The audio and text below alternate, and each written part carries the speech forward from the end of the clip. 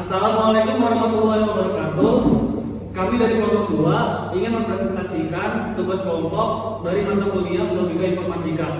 Yang pertama, hukum logika. Yang kedua, tautologi, ekivalen dan kontradiksi. Yang ketiga, posisi konvers, invers dan kontraposisi. Yang keempat, argumen valid dan invalid. Yang kelima, modus ponens, tolen dan silogisme. Baiklah, untuk yang pertama, hukum logika. Hukum logika ini akan dijelaskan oleh Raihan Eka Saputra. Nama saya Raihan Eka Saputra. Ini saya akan menjelaskan hukum logika. Apa sih hukum logika? Hukum logika adalah prinsip dasar yang mengatur cara berpikir. Hukum ini digunakan untuk menilai kebenaran atau kesalahan dan suatu pernyataan berdasarkan hubungan atau suatu premis atau kesimpulan. Apa sih jenis-jenis hukum logika? Di sini ada hukum identitas.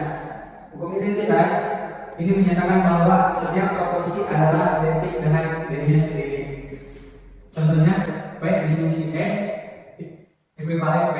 Yang kedua ada hukum dual. Apa sih hukum dual?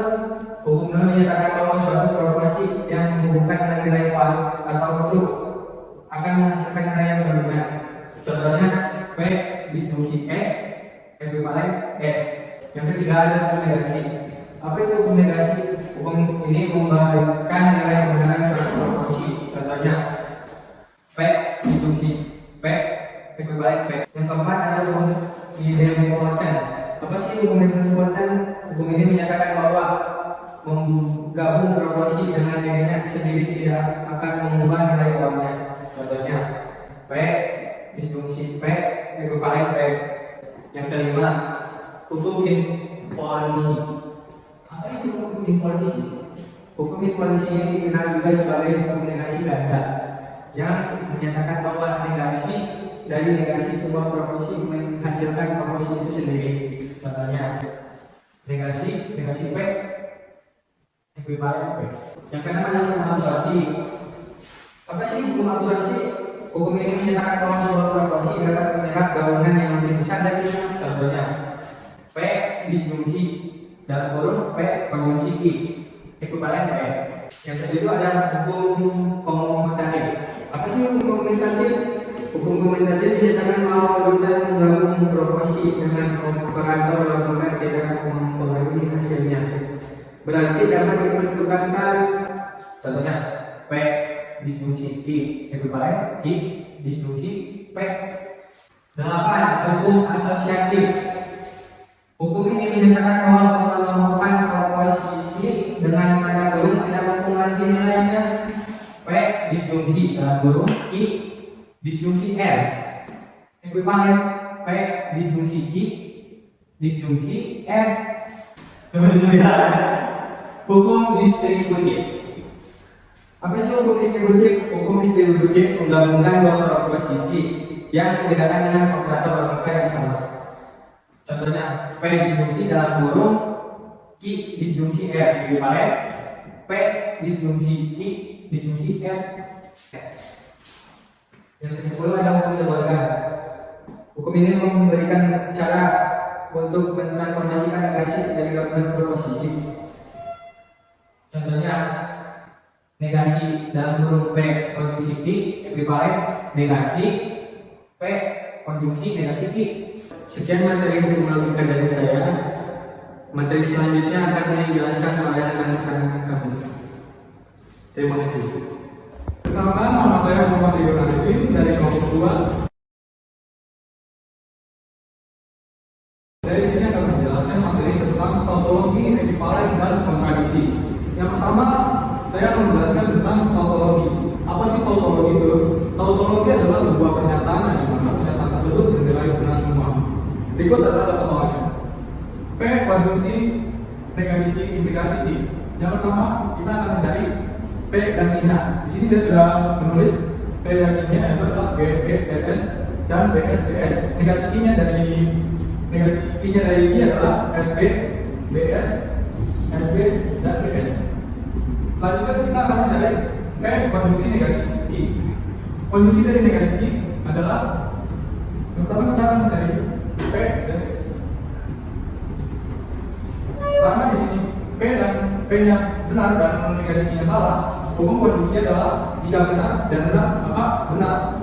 Nah di sini jawabannya salah. Yang kedua, B benar dan benar maka benar. Nanti adalah salah dan salah maka salah dan saya salah. Selanjutnya kita akan mencari P konjungsi negasi I, implikasi negasi I. Karena rumus dari implikasi adalah jika benar dan salah maka salah. P konjungsi negasi I dengan implikasi negasi I. Tapi dari sini ke sini. Yang pertama S maka benar dan BB maka benar, SS maka benar dan SB maka benar. Dari tabel kebenaran itu dapat disimpulkan bahwa premis ini bernilai tautologi. Atau sebenarnya tautologi dikarenakan hasil dari P konjungsi negasi I, implikasi I, negasi G itu bernilai benar semua. Selanjutnya kita akan membahas tentang ekivalen. Apa sih ekivalen itu? Ekivalen adalah sebuah pernyataan yang dimana kedua pernyataan tersebut bernilai sama, baik itu benar semua ataupun salah semua. Berikut adalah contoh soal ekivalen. Pertama, kita cari B dan I-nya. P adalah B BSS dan I BSBS dan dikasih P-nya SSBB. Negasi I-nya adalah SB. Selanjutnya kita akan mencari P disjungsi negasi P. P disjungsi negasi P karena disjungsi adalah jika salah satu yang benar maka benar. Di sini P benar dan negasi P-nya benar dan benar maka hasilnya benar doang. Selanjutnya kita akan mencari P konjungsi I. P konjungsi I karena konjungsi ada di sana benar. Di sini dapat dari kesimpulan P konjungsi I maka benar dan salah.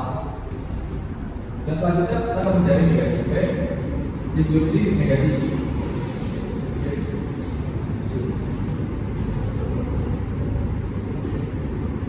Karena disjungsi adalah jika salah satu itu benar maka benar, dapat dari kesimpulan bahwa yang pertama adalah salah, benar dan benar. Selanjutnya kita akan mencari P konjungsi I disjungsi negasi P disjungsi negasi I. Karena hukum disjungsi adalah salah satu yang benar, maka dapat dari kesimpulan bahwa P di konjungsi I disjungsi negasi P disjungsi negasi I bernilai benar semua. Selanjutnya kita akan mencari apakah P disjungsi negasi P ekivalen dengan P konjungsi I disjungsi negasi P disjungsi negasi I. Karena keduanya bernilai benar semua, dapat ditarik kesimpulan dari tabel kebenaran tersebut. Kenapa bisa ekivalen? Karena kedua premis tersebut bernilai sama dan juga premis tersebut bernilai tautologi karena bernilai benar semua. Selanjutnya kita akan membahas materi tentang kontradiksi. Apa sih kontradiksi? Kontradiksi adalah sebuah pernyataan yang dimana pernyataan tersebut bernilai salah semua. Berikut adalah contoh soalnya. Contoh soal dari P implikasi I konjungsi P konjungsi negasi I. Yang pertama kita akan mencari P yang dulu yaitu BBSS dan I-nya BSBS. Lalu kita akan mencari negasi I-nya yaitu SB. Selanjutnya kita akan mencari P implikasi I. Hukum implikasi adalah dimana jika benar dan salah maka salah. Maka dari ditarik kesimpulan P implikasi I adalah benar, salah, benar dan benar. Selanjutnya kita akan mencari P disjungsi negasi I. P disjungsi negasi I adalah salah,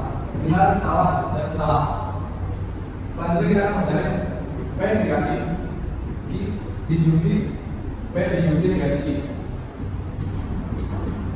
Jika yang mencari ini, kita akan mencari linear ini. Disfungsi adalah sebuah pernyataan di mana nilai benar maka benar. Karena di sini adalah benar dan salah maka salah, salah dan benar maka salah, benar dan salah maka salah, benar dan salah maka salah. Dari tabel kebenaran ini dapat disimpulkan bahwa premis ini bernilai salah semua atau kontradiksi.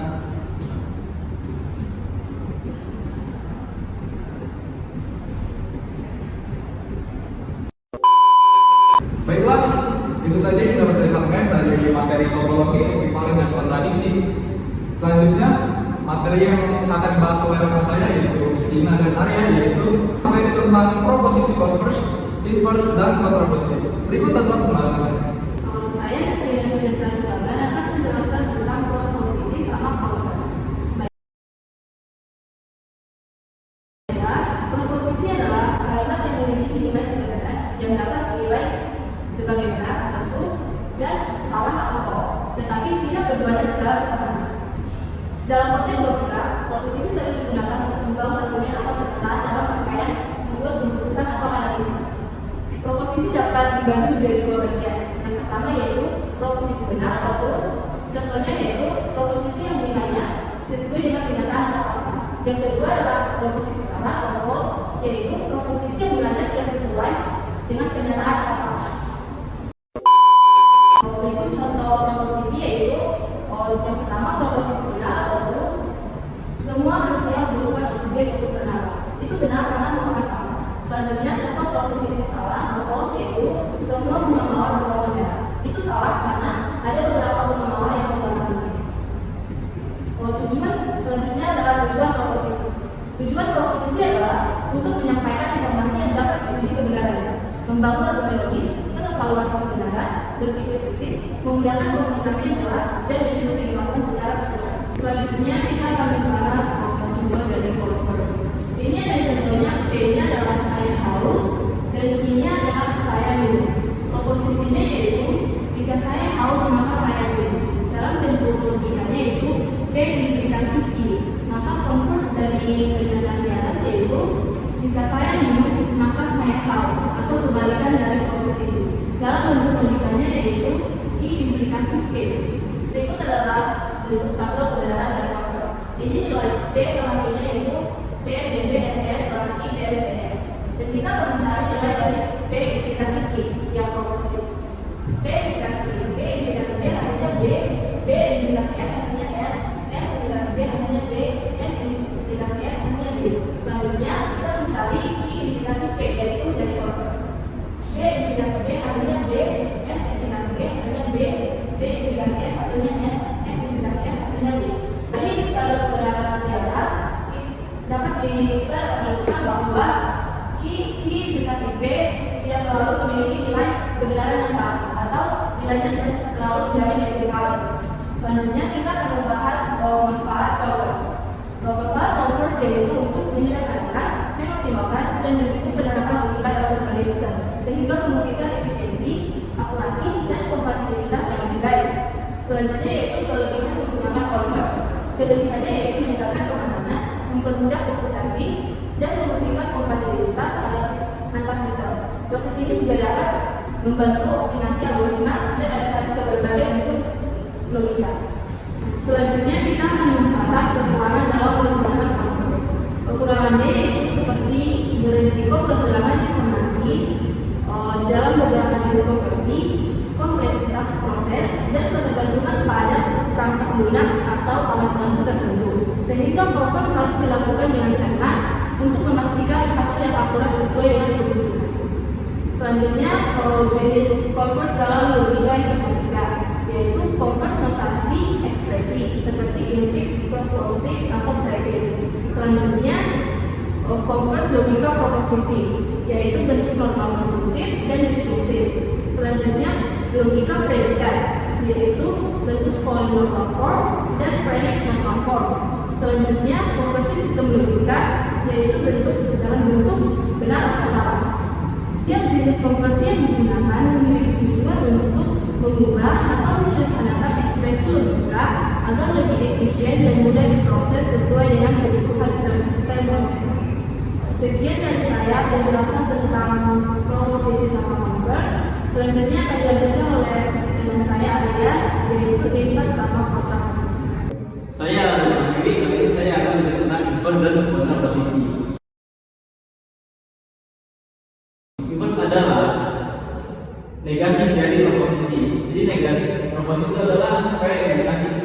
Inverse-nya adalah negasi P implikasi negasi Q. Contohnya jika hujan turun maka jalan basah. Inverse-nya jika tidak hujan maka jalan tidak basah. Contohnya ada penggunaan itu seperti ini. P yang P adalah BB SS dan Q BS BS dan negasinya di negasi dibalik. Negasi dari P BS BS SB SB. Nah, negasi dari Q sama seperti tadi. Jika P jika B negasi dari S dan seterusnya. Nah, di sini inverse-nya negasi P negasi Q negasi P negasi Q.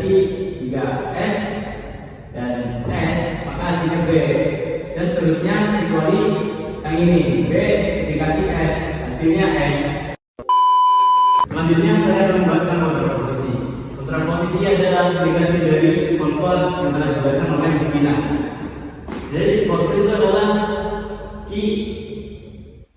dikasih P. Kontraposisi seperti ini, konverse seperti ini. Nah, kontraposisi adalah negasi dari converse ini. Jadi negasi ini nggak ada negasinya, jadi negasi Q negasi P. Contohnya posisi di jalan turun kita jalan basah. Karena posisinya jika di jalan tidak basah maka itu tidak turun. Teman-teman itu seperti ini. P Q negasi P negasi Q negasi P. P BBSS Q BSDS seperti ya sama ini sama seperti teman-teman yang di inverse. Tinggal di sini kontraposisi itu dari sini implikasi negasi P jadi dibalik SS B BS S SB B BB B jadi selain BS itu nilainya benar.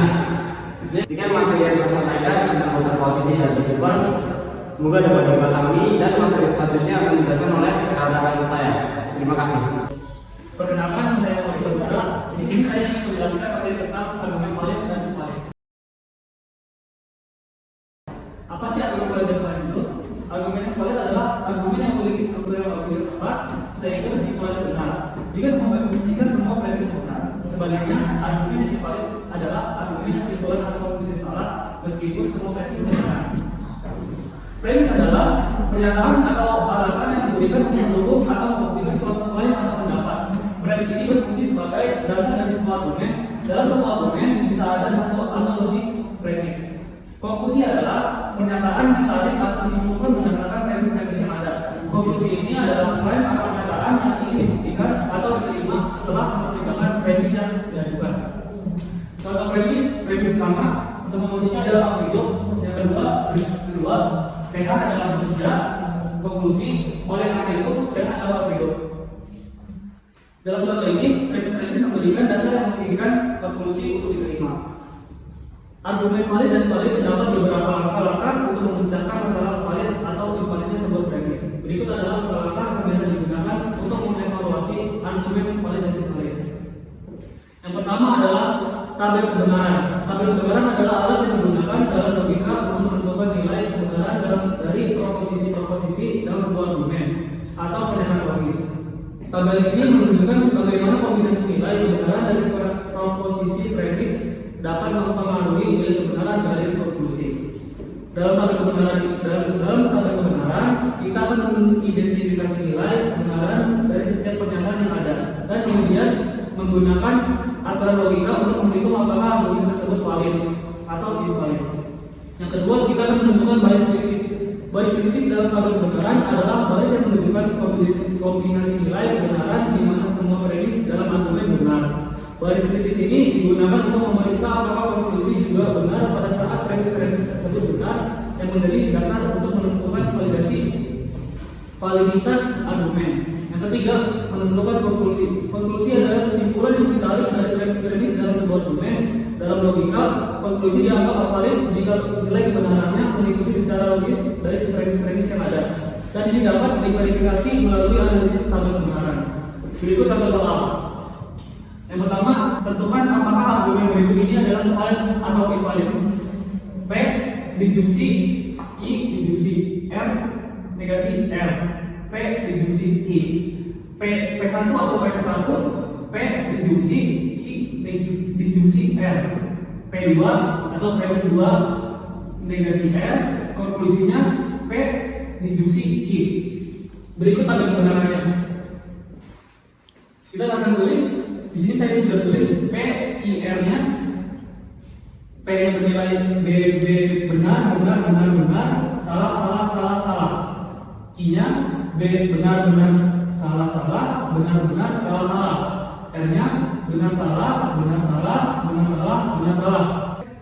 Di baris keempat ini terdapat I disjunksi R. Disjunksi jika salah disjunksi salah akan bernilai salah. Selain itu bernilai benar. Berarti I disjunksi R. Benar, disjunksi benar, disjunksi benar, salah, benar, disjunksi S, salah. Di baris kelima ini terdapat P disjunksi I disjunksi R. Berarti kita akan dulu P disjunksi. Nah, di baris ini terdapat nilai benar, dan salah. Kenapa salah? Karena di bagian ini, S ketemu S dengan S. Lanjut bagian baris 6 negasi R. Negasi itu berarti kembaliannya dari R. Berarti S D. Di baris ke-7 ini terdapat P1 konjungsi P2. Yang konjungsi itu jika nilai benar, konjungsi benar akan bernilai benar, setelah itu salah. Berarti kita cek dulu di P1 dan P2 ini kan udah pernah, kan kita sudah cari ini dengan ini. Berarti kita tinggal konjungsikan saja. Benar, salah, benar, salah, benar, salah,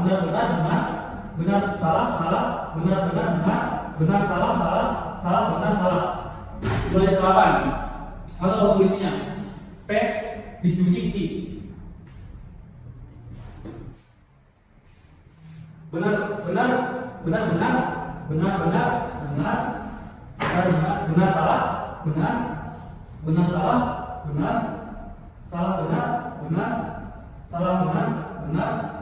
salah.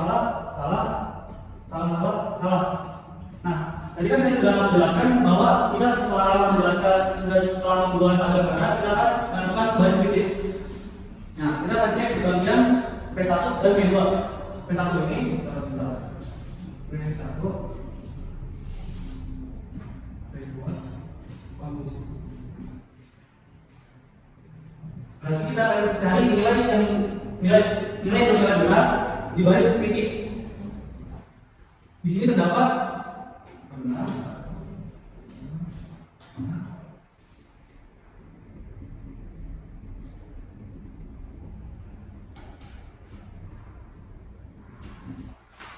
Di baris 2 terdapat di nomor di baris 2, 4, dan 6. Kenapa? Karena di premis 1 dan premis 2 beserta konklusinya bernilai benar. Sedangkan baris 4 benar. Baris 6 benar. Nah, itu kita sudah masuk konklusinya. Berarti argumen di samping saya ini bernilai argumen valid. Contoh soal yang kedua. P negasi I. P konjungsi I. Premis pertama atau P1 sama dengan P negasi I. P2 sama dengan negasi I. Konklusi atau I sama dengan P konjungsi I. Di sini saya sudah buat tabel kebenarannya. Nilai P benar, salah. Nilai I benar, salah. Negasi I yaitu negasi kebalikannya dari I. Nilai I S D P implikasi I. Berarti nilainya jika rumus implikasinya itu benar, implikasi salah, jadi jawabannya salah, saya itu benar. Berarti P implikasi ki, benar benar benar, benar salah salah, salah benar benar, salah salah benar. Yang kedua, kita akan mencari premis 1, konjungsi premis 2. Kita akan mengecek premis 1-nya ini P implikasi ki, sedangkan P 2-nya implikasi ki. Jadi kita akan mencari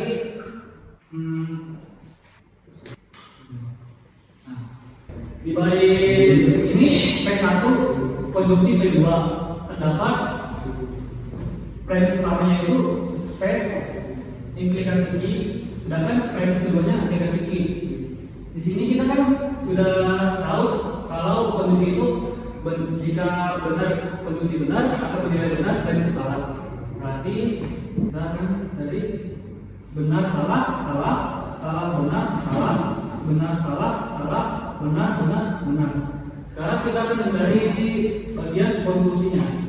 Konjungsi P konjungsi ki, benar benar benar benar benar, salah benar salah, benar salah salah, salah salah salah. Nah, kita akan mencari baris kritisnya.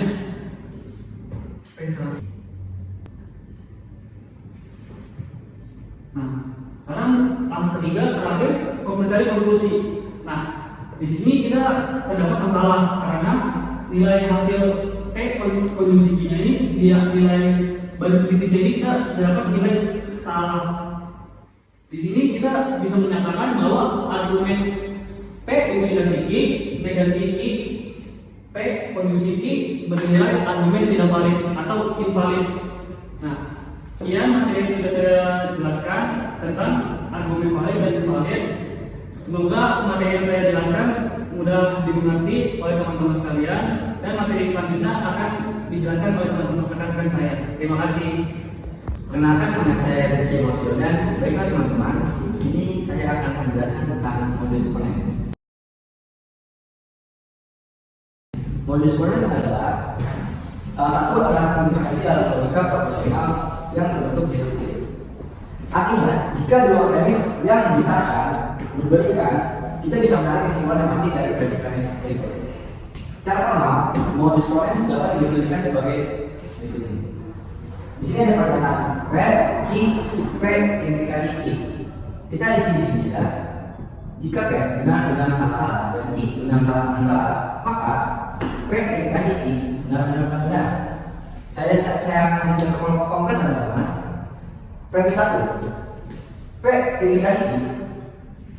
Premis 2, P benar, maka kesimpulannya adalah Ki juga benar. Karena apa? Karena kesimpulan yang diberikan adalah dua-duanya. Mari kita contohkan. Premis 1, jika hujan, maka tanah akan basah. Premis 2, hujan itu P. Kesimpulannya adalah tanah akan basah. Maka kita tarik, jika hujan, maka tanah akan basah. Itu berarti dinilai benar. Baiklah. Dan dalam materi ini kita menggunakan aturan modus ponens untuk menyimpulkan bahwa tanah akan basah karena hujan sudah terjadi. Maka pernyataannya itu benar semua teman-teman. Baiklah, sekian dari saya materi tentang modus ponens. Semoga penjelasan saya bermanfaat bagi teman-teman sekalian. Untuk materi selanjutnya akan dibahas oleh rekan-rekan saya. Terima kasih. Perkenalkan, nama saya Agus Harika. Di sini saya akan menjelaskan tentang modus ponens. Ini adalah contoh dari premis modus ponens. Modus ponens sendiri adalah modus yang menyangkal dengan cara menyangkal. Simbol modus ponens itu sendiri adalah P implikasi Ki dikunci, maka konklusinya adalah negasi P. Di sini ada kebenarannya. Tabel kebenaran dari P sendiri adalah PSS. Tabel kebenaran dari Ki adalah PSDS. Tabel kebenaran dari negasi P adalah kebalikan dari P, yaitu XSBP. Negasi dari Ki adalah kebalikan dari Ki, yaitu XBSP. Selanjutnya adalah P implikasi dari P implikasi dari Ki. P implikasi dari Ki. Jika P bernilai benar dan Ki bernilai salah, maka hasilnya salah. Di sini ada benar dan benar maka hasilnya benar, benar dan salah maka hasilnya salah, salah dan benar maka hasilnya benar, salah dan salah maka hasilnya benar. Dan selanjutnya ada P implikasi dari Ki, konjungsi negasi Ki.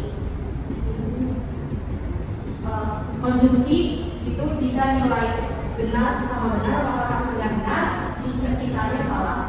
Yang ini D sama A salah, maka hasilnya salah. Dan juga salah benar maka hasilnya salah. Benar dan salah maka hasilnya salah.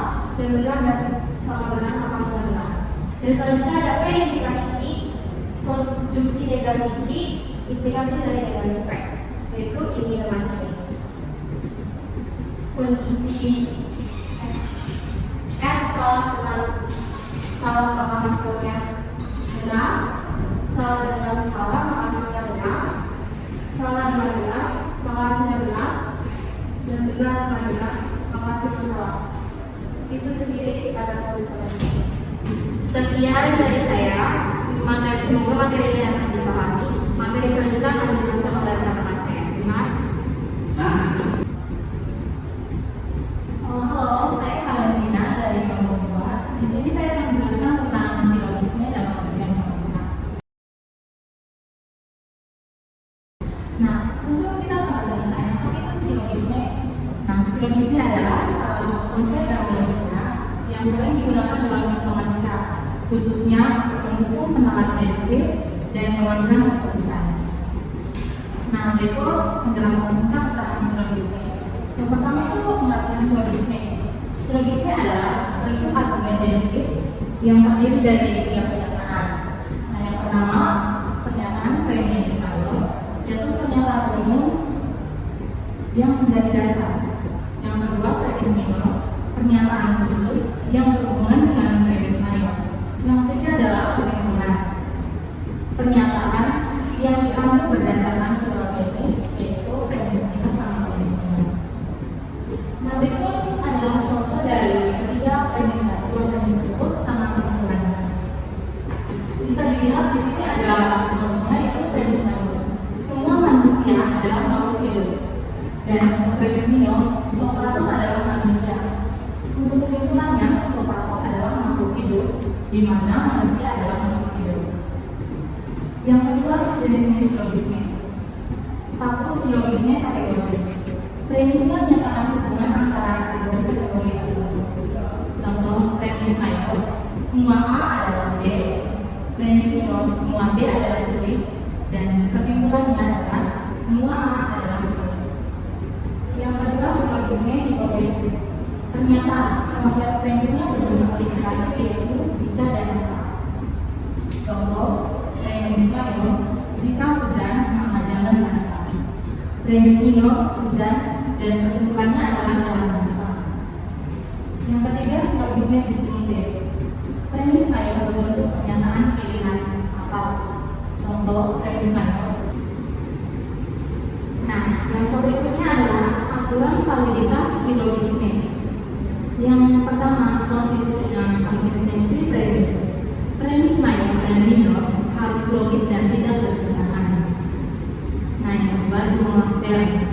Silogisme hanya terdiri dari tiga term, yaitu subjek, predikat, dan term.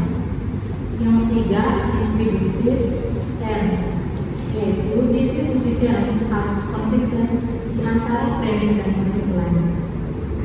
Nah, yang terakhir adalah silogisme dalam informatika. Nah, dalam informatika ini, silogisme itu digunakan untuk pertama, pemrograman logika. Seperti dalam prolog, aturan logika berbasis premis digunakan untuk menyelesaikan masalah. Nah, yang kedua adalah sistem fakta, di mana penalaran berbasis silogisme digunakan untuk membuat keputusan. Nah, yang ketiga adalah validasi data, membantu memastikan aturan